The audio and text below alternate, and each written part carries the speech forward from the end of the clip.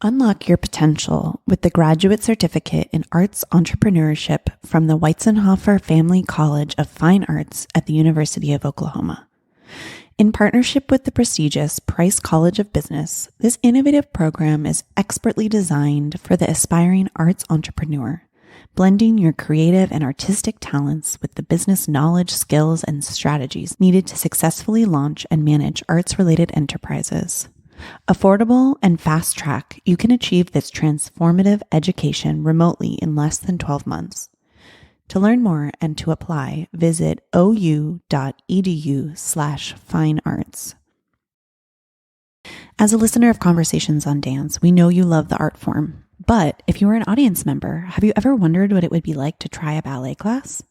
We know that stepping into the studio as a ballet enthusiast can be very daunting, but fortunately, Art Emotion has created a safe space for all dancers, from pre-professional through to adults. Art Emotion was founded in 2015 by former Ballet West dancers Alison DeBona and Rex Tilton. Art Emotion's popular adult summer intensive program returns this May 27th through June 1st. This program includes advanced, intermediate, and beginner classes with no prior dance experience needed for the beginner level. Let Art Emotion be the bridge between the audience and the studio. Come dance this summer. For more information, visit artemotionballetschool.com or click the link in the description of this episode.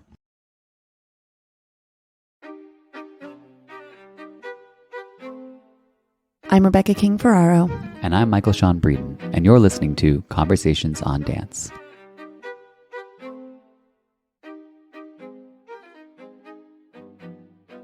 Good morning, everyone. Hello. Guten Morgen. Hi, everybody. I'm excited to be back. We have Kate on, as we do from time to time, to discuss a timely topic. It's something that we've been wanting to bring up, but now that it's been in the news, unrelated to ballet, felt like maybe could be an appropriate time to discuss ballet's relationship with TikTok. And Kate has some very strong feelings about this. So we just thought, who better to have on than our favorite guest host, Kate Penner. Yes. I'm going to even say it's going to be like TikTok and social media more broadly. Mm-hmm. I love it. Fair. Before we get into that, I did want to just talk to you guys really quickly because I know you both saw Boston Ballet Nutcracker together. And I know that Kate is very Nutcracker forward. So I'd like to hear a little bit about your experience, because we texted about it a lot. And I know you guys have thoughts. Yeah, I think I want to be clear that part of being Nutcracker forward is really about embracing the reality of a company season. If you struggle, it will only make it harder. Just lean into it. The music is great. Yes. Mm-hmm. The music is great. It's just, wow. Piotr lining up hit after hit. There's not a lot with such good music, obviously there's hardship when you're doing a long run, but perspective is good. So, now that I go and watch ballet more often than I'm doing ballet, I'm just especially after lockdown. Yeah, I'll watch the Nutcracker as many times as you want me to. Pretty true. Michael. We really don't tire of it. Why am I blanking on what cast we saw? Was it Leah, Sirio, and Paul? We did, yeah. Who are Boston Ballet stalwarts. They've been there for 1,000 years. No, no, that's not a drag. No. You want those people that are, have been there. They're institutional. We're deep into backbone. This is what we're selling tickets for. Right. Oh, by the way, it's packed. Oh, yeah. Yeah. There are 45, 46 shows. We're in the nosebleeds. And it's crowded. And people are drinking. They have, I don't know. I can't think of another opera house maybe I'm just not well traveled. You can't drink at the Met and you can't drink it at the State Theater. So that just always strikes me as funny. You can't drink in the theater. So it's just funny. People are just getting wine Blasted. tipsy. It's, I mean, and people, especially depending on the performance. So, one of my favorite things to do, especially when my friends are dancing, is to intentionally like warm up the audience, like get the clapping started. Mhm. People these days, speaking of social media, they tend to be more passive viewers and they let opportunities to clap go by. I often feel like theaters are very conservative spaces and people who are new to the ballet are not sure whether they should clap or when that happens. Right. So it can feel very like buttoned up and it's like Mhm. it's Nutcracker. We have a full house and like a friend of mine is doing a debut or a role they've done 10,000 times, I'm going to try to get people to start clapping Mhm. at new moments in the music. I love Like so it's become like a funny thing that I get people, we do a lot of pirouettes. We make, there are lots of gag moments. Like I'll warm the clap up like through Mhm. I the love whole that. party scene. And so by the time that it hits snow, like really I'm reaping the rewards of my hard work from like row you. And a lot of people are just like, yes, absolutely. Makes it more Mhm. fun. I identify with this so much but I also come at it from like we need to sort of like educate people that now we can clap. Like when I went to go see Jules, Miami City Ballet two years ago, maybe. We were watching Emeralds and the pas de trois when after each variation, let's go, guys. Like, let's give Mhm. everybody their due. And it's like teaching them. But yes, I love to be that one standout. And then everyone around you, or at least like here at the Kravis Center in West Palm Beach, everybody looks back like you're obnoxious. And I'm like, no, we're supposed to be clapping now to appreciate their hard work. By Yeah. show 30, like no one in the cast is upset that you're clapping. Oh, Like, Right. no, yeah. yeah, it Yeah. is like, wow, okay, people are really, the support Mhm. is there. Yeah. Yes. No, I'm just thinking because Boston Ballet's Nutcracker, it holds, you know, a special place in of trauma for me. Um, it's the only time I had to do an extremely long Nutcracker run. So it was like almost 50 shows. Ugh. You know, Miami City Ballet, the most we ever did was probably 30, but usually like more like 24 or 25. Mhm. And the workload is just different from Balanchine's Nutcracker.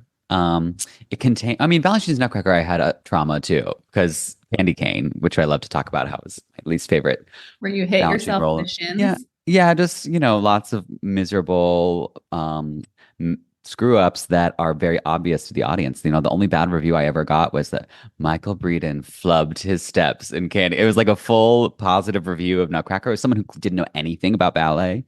And like the dolls danced merrily, hopping on But you one messed leg. up. And then it was like, yeah, one low point came when Michael Breeden. Anyway, but I always say I don't blame Balanchine because he didn't choreograph that part, although he was apparently very good at that part. So, wah. Anyway, but the problem in Miko's Nutcracker for me stemmed from a role that he actually made on me that is now no longer there because it was really hard. The role of a beggar boy in that front cloth scene, where they have the drop and you have about a panel and a half of Marley, but I had to do lightning quick brise volets, which was totally fine. But then it finished in a series of Alice turns. Is this like in And the overture? yeah, Yeah. There's no, like yeah, there's a downstage drop, and then there's sort of like a tableau that happens. Right. When everyone's Over. entering. Yes. And you're yeah, doing Giving brise you volets and vibes. all the yeah, conturns? yes. And so, I mean, I can't think of something scarier because you don't have like a lit psych behind you no, or anything. So it's just like darkness, darkness. Like yeah, there's not that much. Like it's, everyone it's knows you can easily start traveling with these. That's right. scary. Yeah. And as we know, as dancers, one thing that the abyss of darkness does to you if you're turning is makes you pull back. But imagine having that plus the fear of falling in a pit. Like you are so back. It was really, really hard to tell myself to be forward enough to pull in. Anyway, so very You bad, ever hit the drop? scary. I never hit the drop, but I just always bombed a pull in. So, it's how I started my career and it's how I ended my career in my final Nutcracker performances on a gig. So, Full circle moments. Anyway, that wasn't even the worst of it. The worst of it is something that more people who are listening probably know, which is the most famous element of the Boston Ballet Nutcracker, which is the dancing bear. Mm-hmm. And that I mean, I blocked it out of my brain and I forget about it until I see either the memes that happen. And those memes rack up a lot of views and get a lot of traction. So it's, it's a well-known moment. It's like the meme will be like, you better not jump to conclusions, me, and then show the video of the bear like jumping around. Um, but anyway, so you have to execute very, very difficult steps in a bear costume in which you have almost no, visibility. You can't orient yourself, but it also has some obstacle and turns in it. Mm-hmm. Yeah, A and it lot has of jumping. I a just lot think, of jumping. it is so cute and so fun, and you can hear the audience reaction to it. And Mhm. so it almost makes you forget that costumes of that build, where you have that almost like theme park character head with Yes. the body, you don't realize what proprioception does for you until you're in like a situation like this. And because the head comes down underneath you and the visibility is so poor, it's like even having your body in your peripheral vision is something you take for granted until it's gone. Yes. And Yes. then you're just like, I'm in outer space in here. Yes. I Like, would. not just Yeah. where am I on stage, just like where am I right now? Hmm. And I Yeah. think the joke is like when new people are cast into this role, there's this feeling in the rehearsal process when they're in studio where there's excitement, you have a solo featured Mm-hmm. moment, and they're already imagining like, gosh, I'm really like, I'm going to nail. And the things that they're doing are, really lots of pyrotechnics, lots of pirouettes. And all of the veteran dancers are just like, just wait, like your dreams and your goals will shift to like, stay alive. Survive. Yeah. That's it. Survival. Survival. I Stay mean, upright and on the stage, not in the pit, not in the wing. Don't hit a child. Like, just fight from start get to finish, and through. also make it look like ballet. Not possible. Not possible. Well, and the other thing is that I feel like in my day, it used to be cast as kind of like a more of a throwaway part. Not throwaway, but it was almost all the BB2 boys that were my age. We all did it. So that's Mm. second company. So that's brand new people.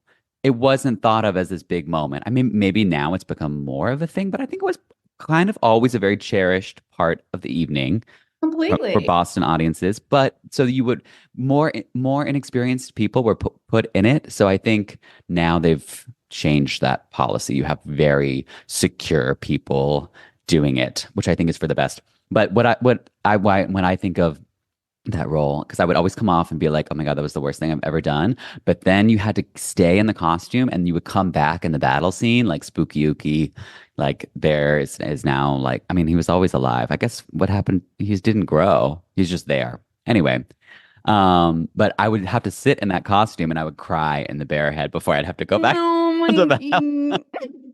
God. I would But it's also really, like you zoom out now and you're like, what am I even crying about? Like, yeah, no one cared. Dancers really have a lot no, of I mean, feelings.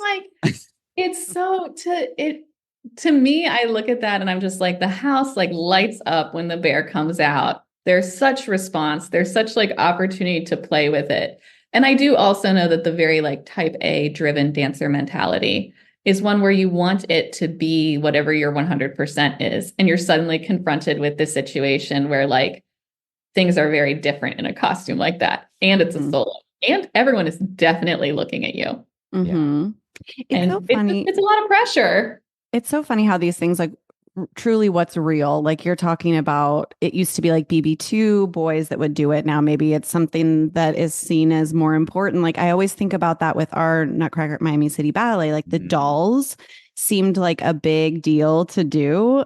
But then like at City Ballet, it's like sometimes students, right? Apprentices. Or Yeah. apprentices. It's like, so it's just like this culture can make it important and make like I remember crying and crying that I never did dolls and it's like who cares like but it felt like it mattered because they made it seem like it mattered. And we had a lot of things that were like that. I was shocked, in fact, recently to discover that a major company populated the ranks of marzipan corps with students, like students, because at Miami City Ballet, it was only the most senior core women who were basically full-time functional soloists.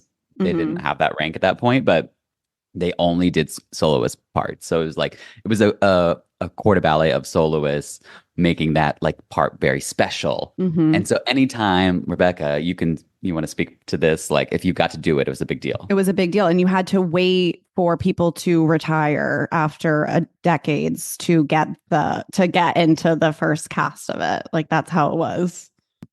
But yeah, Michael and I had a great time. We loved it. I love The it. whole thing Yeah. was such an experience. And I went like, I don't know, I think I went 3 or 4 times this season. Just, lean in. Yeah. Okay. Love that. It's so fun.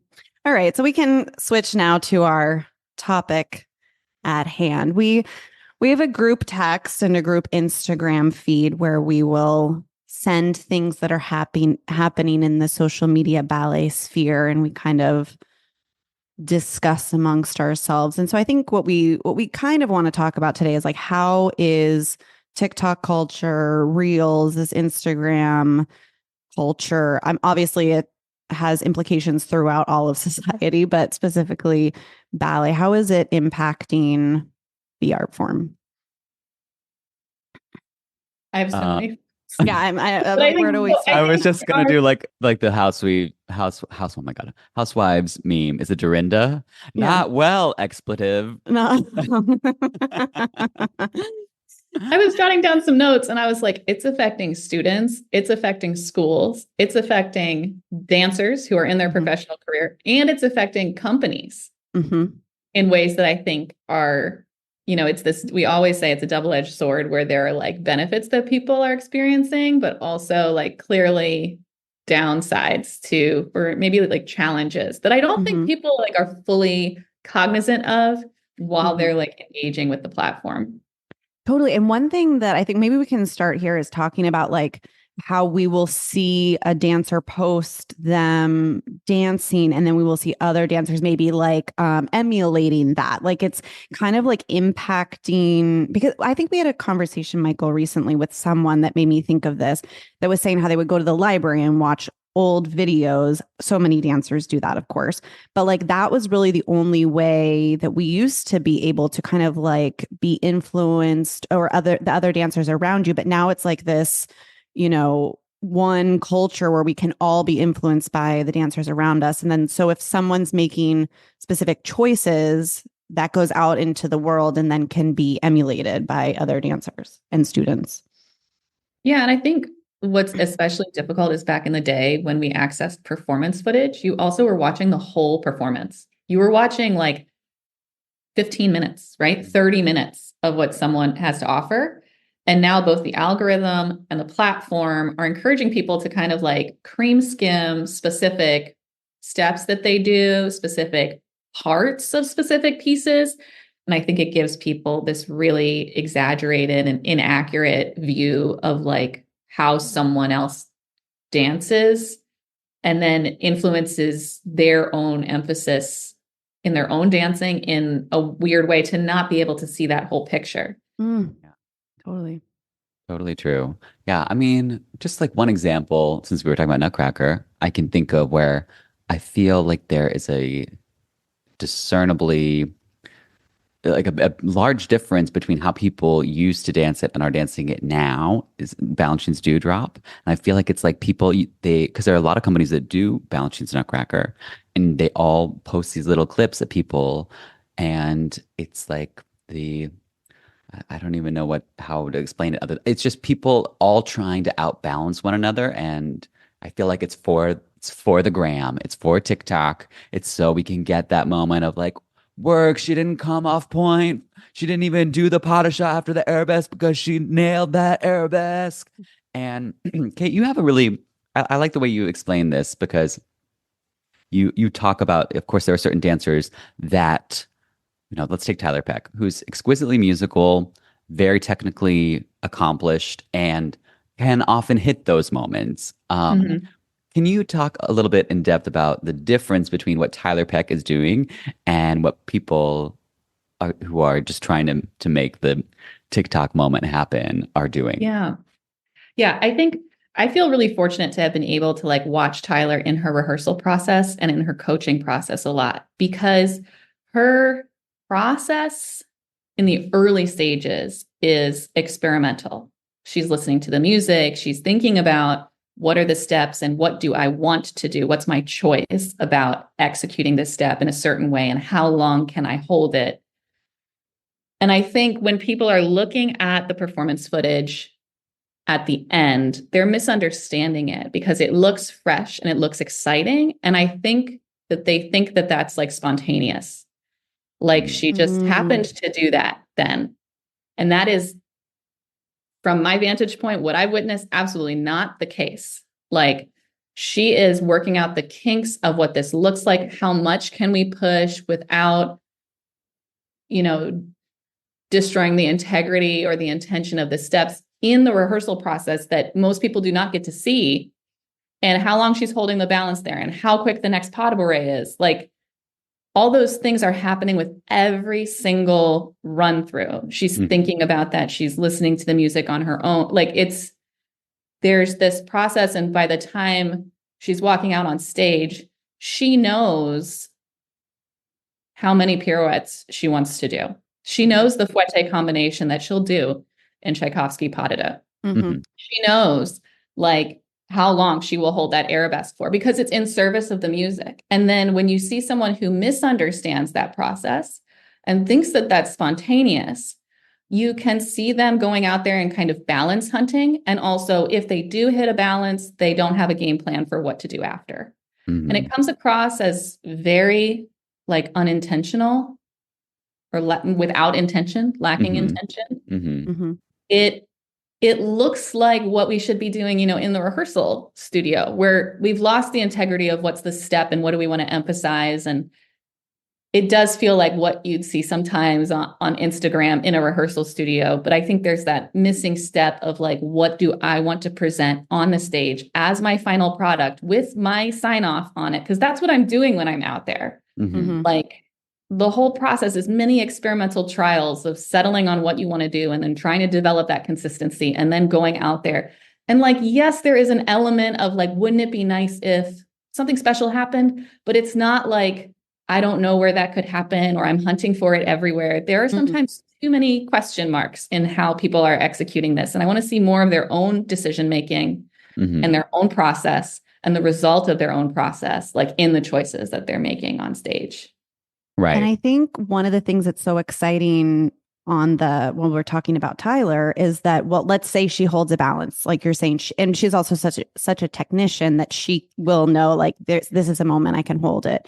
And then, but she'll come out of it before she falls out of it. And when we might watch a video on Instagram where someone's balance hunting, like you were mentioning, and will hit a balance and they'll stay there as long as they can, and they're missing the music and like people are liking it and we're watching this, but then we know when it ends because they fall out of it and then they move on. But the like hips collapse, we don't lift up, like right, like key signs. But the average user is like, oh my God. Right. Also, the average user is probably watching this for like 3 seconds. Right. But like what's so exciting about what she's doing is like you are left wondering, like, I wonder how long she could have held that, like, and she's just so in control.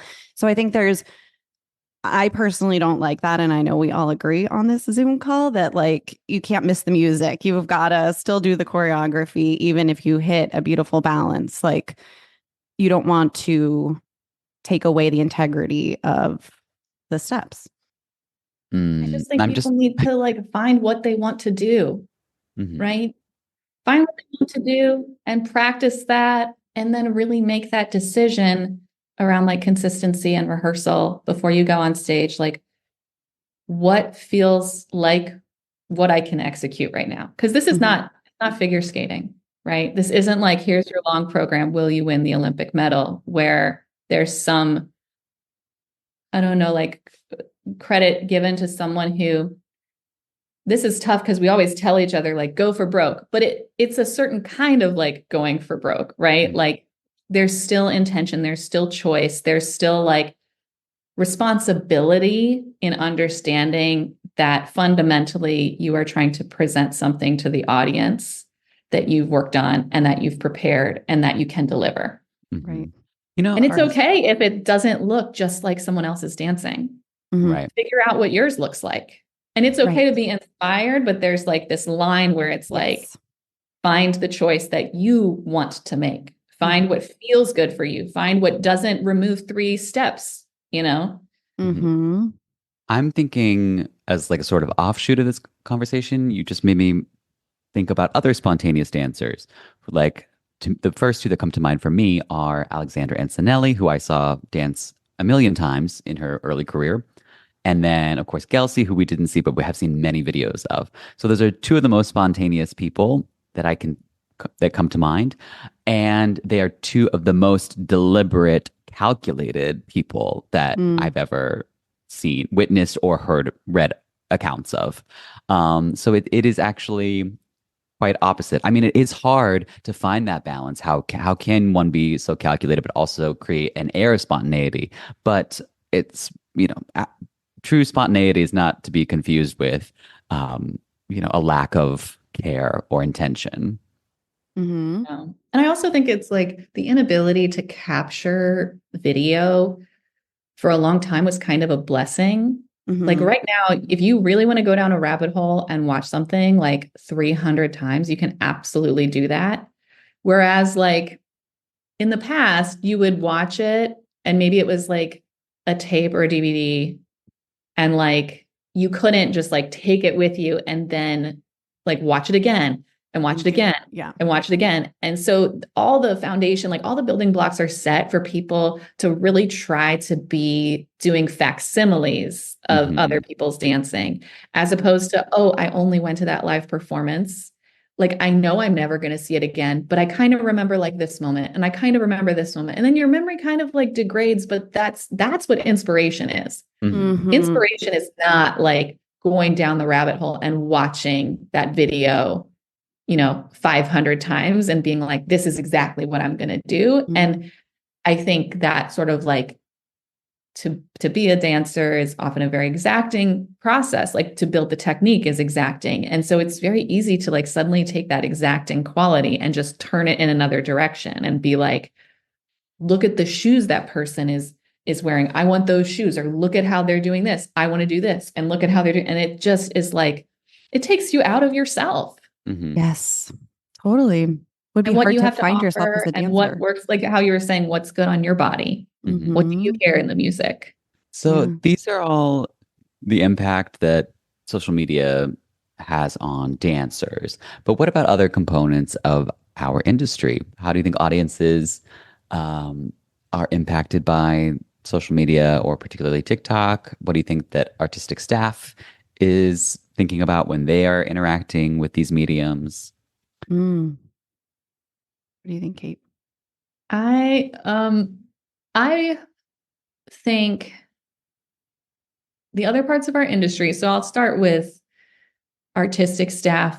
I wish that, different companies clearly have different, both like union rules, but also practices. They have different amounts of funding and money in their marketing offices and different types of people that they're hiring in. And it's a new style of hiring too, from the old, like, press release, manage photo and video footage type of role. It's now like this very unique blend of needing to understand what are the current trends, what are the ones that are worth committing your company to engaging in, what are the ones that are fun for individuals but aren't necessarily right for an organization.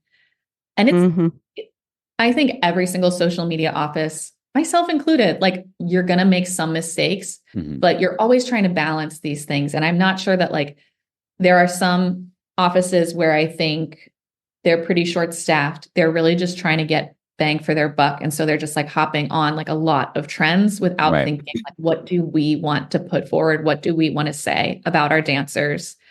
And I also see people not like, I can't actually think of a single social media arm that has executed a strategy to help me learn about dancers and their company really effectively over a long term, several weeks, several months, Mm-hmm. and become invested, even though we know that at many of these companies, you just mentioned Leah and Paul, there are so many dancers around the country at their respective companies that become these like beloved people for, you know, regular audience members. How do you get someone who's new and, you know, in their teens or 20s to start to feel like they know these people? That's in the best interests of the ballet companies. And right now it's left up to the individual dancers to do this themselves. I just want to really quickly remind our listeners that Kate does the social media for Vail Dance Festival. So you do a lot of this kind of behind the scenes marketing stuff. So I just wanted to drop that in there. Yes, Michael, what were you going to say? Sorry. No, I wanted to kind of hone in on your point about individual versus organizational output. Because it's easy to see that, like, if any of these stars at a major company who have major TikToks or other social media, they do the of course I blah blah blah blah I'm a ballerina challenge, Right. and then they rack up 1 million views, and maybe they get actual financial rewards because those platforms will pay you if you're getting major interaction on their social media, and that has a very obvious perk for them. But when does it actually turn into a ticket sale or any other form of monetary benefit for a company? Like, if the company were doing that challenge, do we think that? No. Yeah, no, right? And I mean, so I'm kind of thinking like it's fine for companies to let their individual dancers do that. Like, it's capitalism, baby. Get your coin, Right. and like most dancers, I believe of that kind of caliber, someone like a Tyler Peck, Isabella Boylston, Chun, these people that have these that are very invested in social media, they make maybe more money from that than they do from their ballet careers. And I think that when you're thinking about it, like, I don't know, this was like 10 years ago or maybe a little bit more, but like the top dancer at ABT or New York City Ballet making $150,000, the top dentist, doctor, lawyer, whatever, it's not making $150,000. So I'm not going to begrudge these people if they're making, Get it. they should. They're Mhm. the best in the nation. They should be making their money. But how does this what does this mean for the company? And how is the company going to harness that engagement for actual butts and seats? I don't know that they can they? So if I don't know how it works for, like, I'm just thinking of a James and a Isabella Boylston, James Whiteside, Isabella Boylston. I don't know how they work with ABT. If I were in the marketing department, I would have some sort of incentive with these dancers that have these really high followings. I would allow them to use, of course, all this is easy to say in theory without having to deal with budgets, etc. But if you could have the marketing department work with them, help them, help coordinate posting and allow them to do these cutesy challenges, because that's building this persona like Kate's talking about. We're getting to know James. We're getting to know Bella. We're feeling invested in them. And then as part of the exchange, well, they do share when they're performing and things like that, but like kind of coordinate it with the social media that the company's putting out. And then the company needs to be putting out that, I believe, really professional looking, high quality stuff. When I see these companies giving into the trends, it's just so difficult. And also, like, from a marketing perspective, this is something that's always frustrating to me and with my clients with conversations on dance. Like, all of a sudden someone buys a ticket or all of a sudden someone's listening to the podcast. There's no way to track. There's not no way, but it's very difficult to track exactly how it came from. Kate, you know that too with Vail Dance Festival. How did you hear from us? Word of mouth, or, there's not necessarily direct clicks from places that you can really do. And someone might be following James for years and years, just using them as an example, then are in New York and just buy a ticket to ABT. And there's no way to track that came from James. So I think there is a way for companies to work and leverage, and maybe they are. I really honestly am not sure. I mean, I would be really interested right now. public perception that I have of someone who's like new to the ballet is still like when they want to consider becoming a more regular like participant, it still feels like very binary. Either Mhm. you're someone who's on the outside or you have to be like a season ticket holder.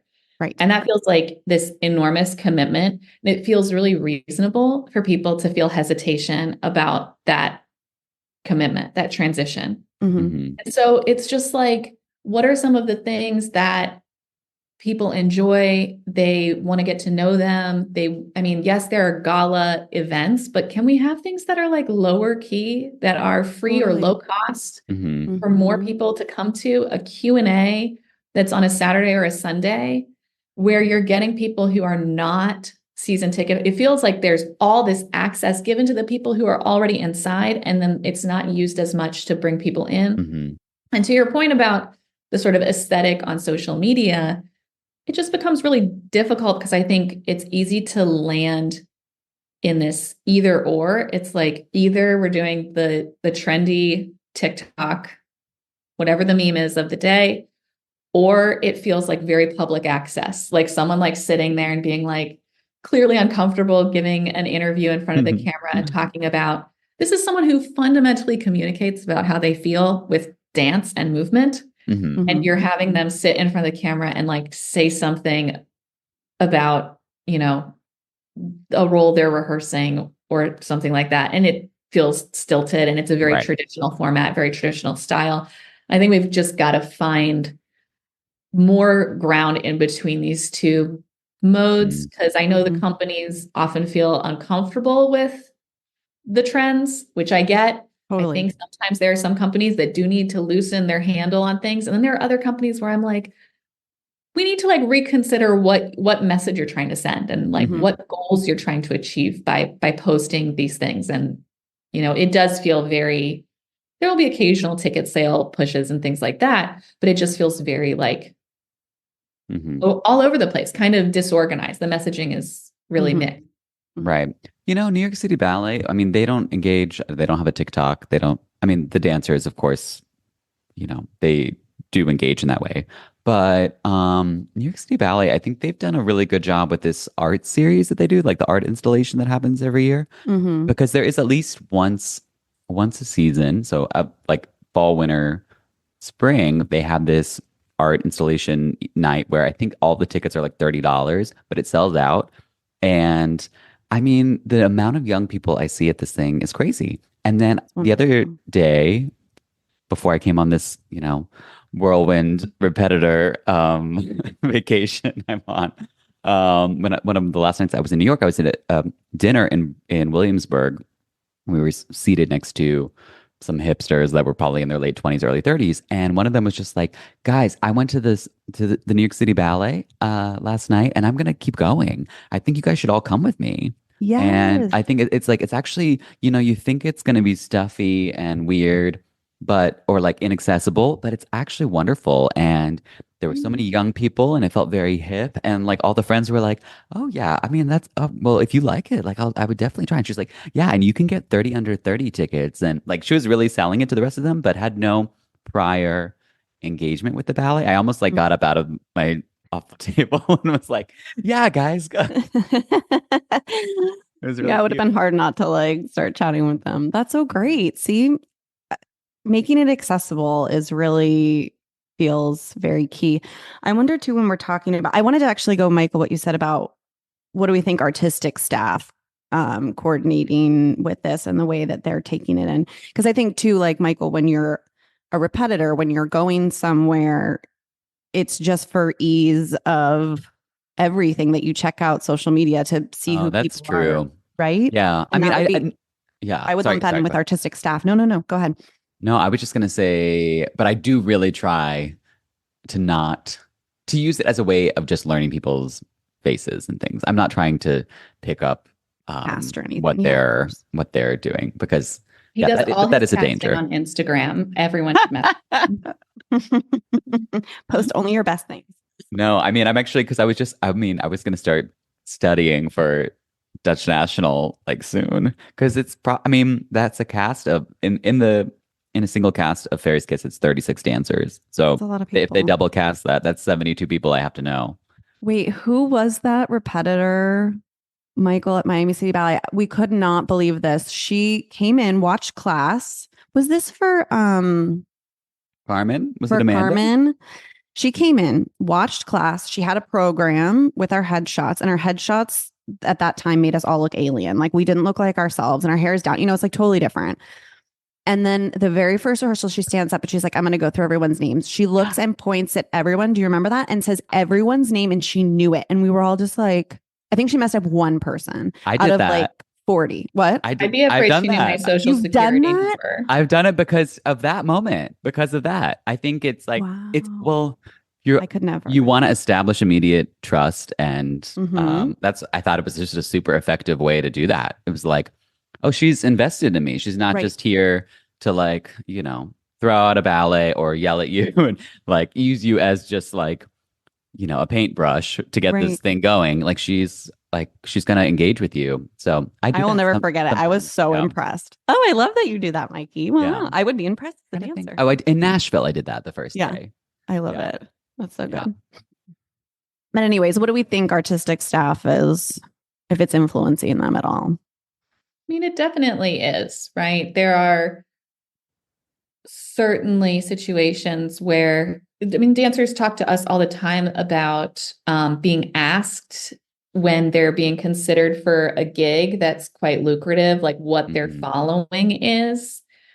And the idea that that's only happening on gigs would be naive, right? Like there's a question of how much engagement do you have? Like how many followers do you have? And especially as people are trying to sort of expand beyond their home company, that's a huge, huge question. And so there's this element of who gets opportunity being connected to clout. And that's tough because it is so hard. These are 15, 30, 60-second clips that are the major drivers. Like usually for the viewer who doesn't know, usually when you're looking at someone whose account has like a substantial number of followers, typically what's behind that is that there have been like a couple of viral clips that they've posted that were often, there are accounts that are solely devoted to reposting clips, and people will ask who that dancer is and recognize them, and they'll see it and then follow that person. So there are these early bumps that they get with clips that are viral. So then they have a critical mass of people and they start showing up in what we call an FYP, for you. For you page. That's right. And so as you start getting, your content is presented in front of more people once you have like reached a certain threshold. So that's what's lurking behind that. Specifically, that does not have anything to do with what your white swan looked like in your gig. Like, can I just tell you? These are two different things. And so it's really interesting talking to dancers who are very frustrated by this, where they're like, well, I've been working on the product they specifically want from me rather than this other thing. But now suddenly the question is, well, how many followers do you have? Oh, do you have a big online following? What's your engagement like? How often do you post? Right. And even for people who haven't, many people have had that direct conversation with folks. But even for people who haven't, they know that the pressure exists around them. There's a lot of sort of like coercion where it's like, oh, I really feel like I should be doing this. I feel like I'm not marketing myself well. And even that notion just did not exist for dancers 20 years ago in this way. Even 10, I feel. Maybe even, Can I just, I want you guys to guess. I was just thinking, as soon as you were talking about, you have a few viral videos and that makes your account boom in different ways and blah, blah, blah. I had a specific memory of this video of Giovanni in a skirt on the subway doing a high développé side in slow motion. How many views do you think it has? 30 million. No. Well, okay. Well, Kate shot high, but it was 5.7 million. I mean, that's crazy. 5.7 million? Yeah. Yeah. And his next highest is 4.5 million. The next highest. Oh, you mean 1. on just the post on his page? Oh, yeah. Because then I'm thinking about the people who repost that. Yeah. Right? Those people, Giovanni I have such mixed, that's where it feels like we're watching a sausage being made. right? Where it's like they're just taking people's content. Things have gotten a little bit better where they are doing attribution, but like what's so concerning is like when the early days, they were just reposting stuff, pretending like it was theirs. Yeah. And I feel like, but I still feel like they're kind of lazy with that. And they just, they blanket, they say, this video is not mine. And I'm like, girl, like if it's really easy to find out that that's Giovanni and he's presently still dancing is easily found on any social media. And I think you're just being lazy and you want the views for yourself. Yeah. But even just, I mean, I'm like, so Giovanni now has over 160,000 followers. I remember when he had 30, but it's like, it is really, and Tyler's has exploded. You know, she's so prevalent. Tyler Peck is so prevalent on social media.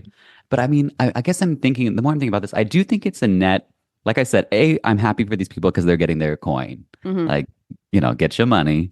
But I do think it does help them engage with their fans in a way that is an overall positive, and maybe they get people to come to the show for them.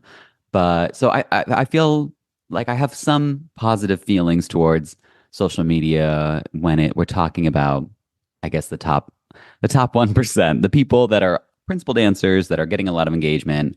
I think it is helpful for them. But are there other circumstances where you can think of these things as being a positive, either for maybe a dancer that doesn't have a principal career, but then they have a large following, or ways that it could be a positive for the audience or for artistic staff?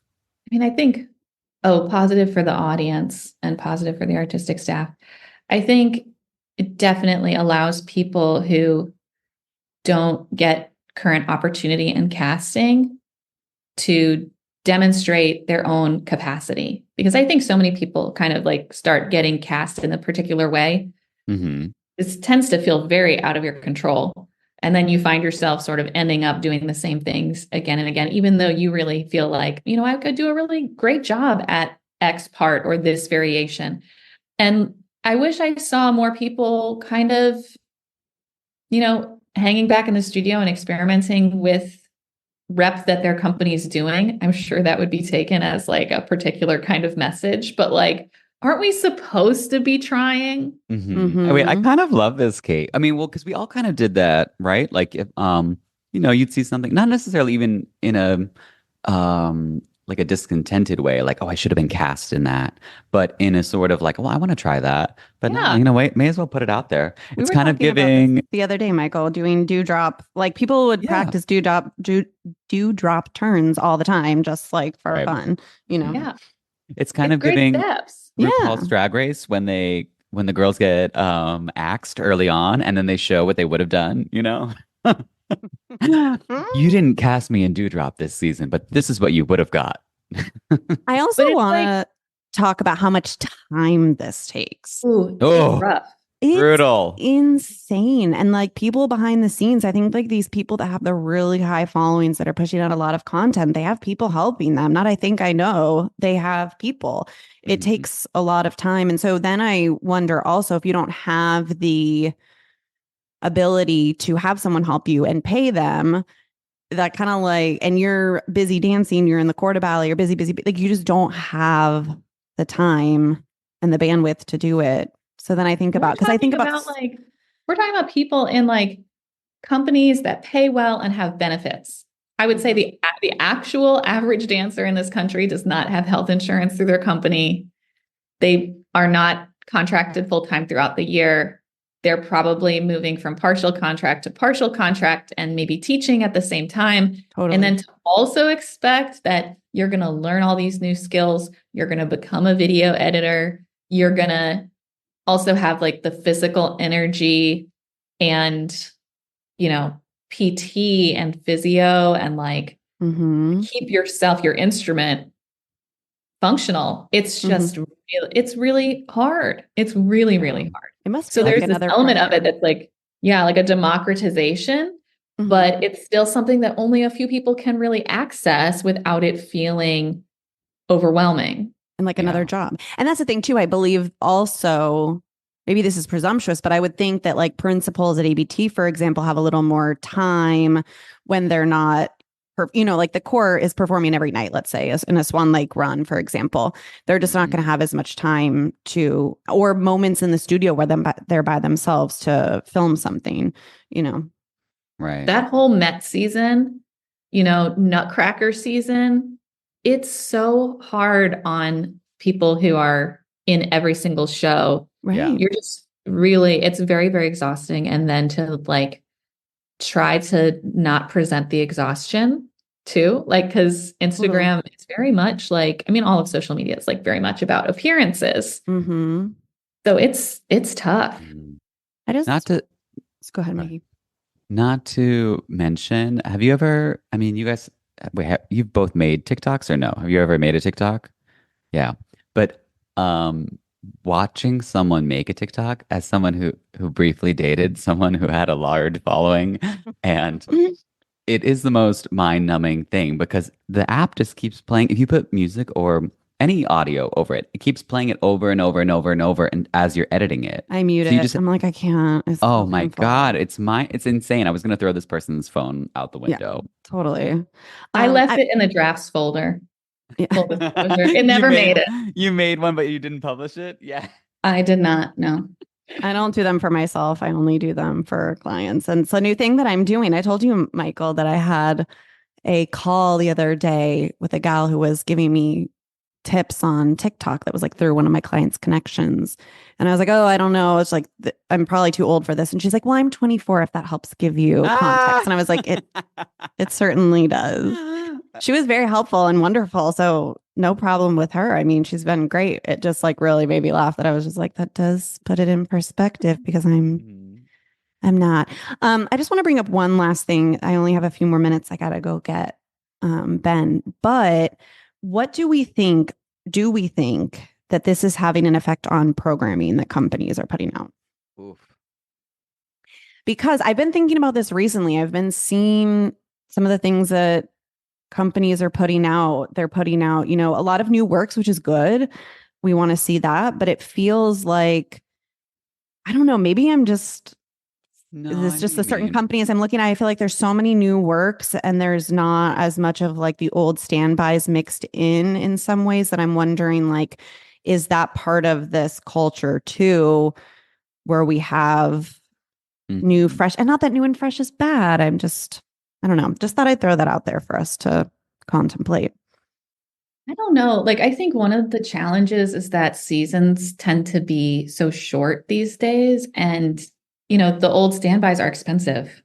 A lot of them involve a lot of costumes and, maybe music rights, orchestra, choreographic rights, etc. I think there's to me, the decisions have been less about social media and more about budget.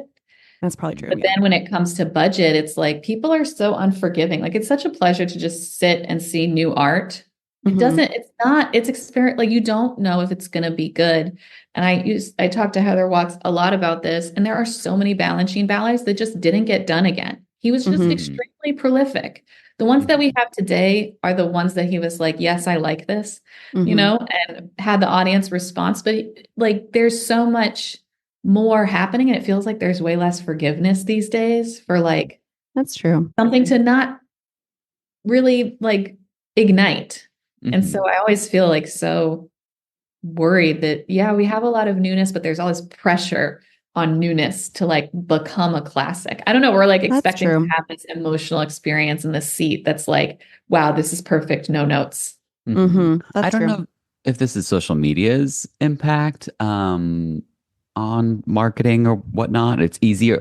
I do think there is an idea that it's easier to market things in little packages of, here's Sleeping Beauty, here's an all Balanchine evening, and here's an all new works evening. And I think that to me, I just think that's insane. And I would want a new work to premiere, in the middle or on an evening that's going to satisfy the audience, regardless of whether or not this work tanks.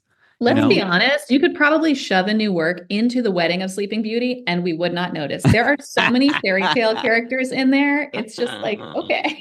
Yeah. But that's the thing. Like, I wouldn't, whenever I'm going to the ballet and I see that there's 3 new things, like, I'm tempted to not want to go because I'm like, what if they all are bad? But if there's a Balanchine ballet on there and then there's something new and then there's a Justin Peck ballet, I'm like, okay, I know two things are going to be good.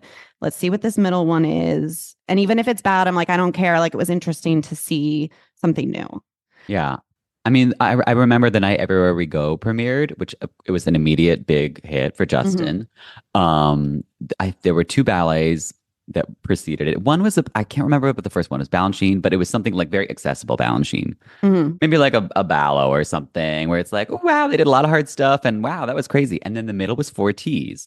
That's a little more challenging. And then but there were new people in the audience that were just there because it was the Justin Peck, Sufjan Stevens ballet. And they had to kind of like, they saw something that were like, oh, ballet is outside of Justin. I do like ballet. And then they saw something that was a little more challenging. Maybe some people liked it, maybe some people didn't. But regardless, they were all there to see the Sufjan Justin premiere. And then they loved that. But I thought that was like such a good balance of, having to eat your vegetables a little bit, having to realize that you saw something outside of what you were coming for that you also enjoyed. And then, of course, having the new shiny object that was the reason you were there.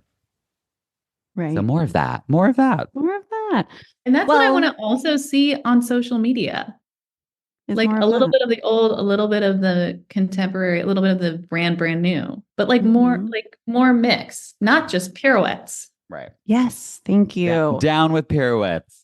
And I say that as someone who identifies as a Turner and was absolutely addicted to them as a young person.